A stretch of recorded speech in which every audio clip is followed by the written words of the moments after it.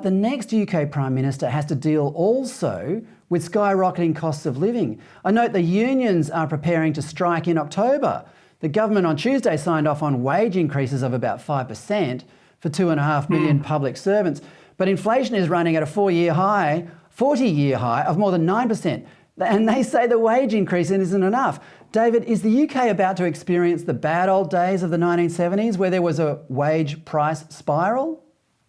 Well, it's already started because we've already had, you talked about the trains not running with the hot weather. Actually, they were on strike just a few weeks ago, and they're planning more strikes over the summer and into September. So they want to bring the kind of network to a halt. Literally just before I came onto your programme, I was looking at an announcement from one of the doctors' unions. I think it's a doctors' association, and they're talking about going on strike as well, which I think is outrageous. We're actually one of the aspects actually of this leadership contest, and one of the reasons a lot of people on the right would like Liz Truss to win is because she might be the only one who'll bring in some anti-strike legislation and try to prevent some of this nonsense from happening.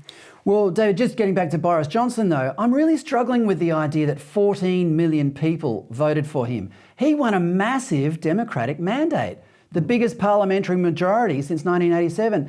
Now more than 2,000 Conservative members have written to the party's chairman to demand a vote on whether Boris Johnson should carry on as leader. David, are these people having buyer's remorse now, having toppled Johnson?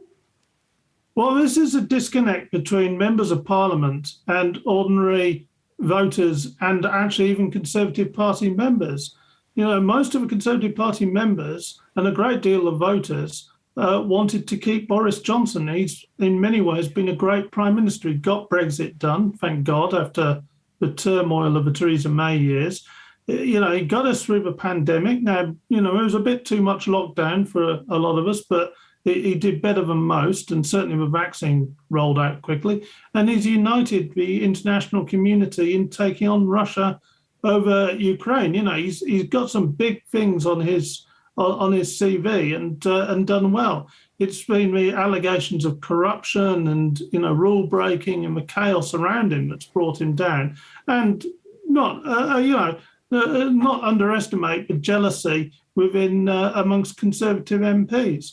I actually think that it's really going to come back and bite them, because frankly, this leadership contest has shown that there isn't a depth of talent waiting to replace him. All the possible options looked worse, or lightweight versions of Boris. And, it may not even take a couple of years before people are saying, why don't we bring Boris Johnson back? And I've got a feeling the Conservative Party conference in October is going to be quite spicy on this issue. Well, there's very interesting times ahead for the UK, David. I struggle with the idea of deposing a Prime Minister who received a huge mandate from the people, a bit like what happened here in Australia with Tony Abbott. It almost never works out well for the party and creates long-lasting divisions, as you say.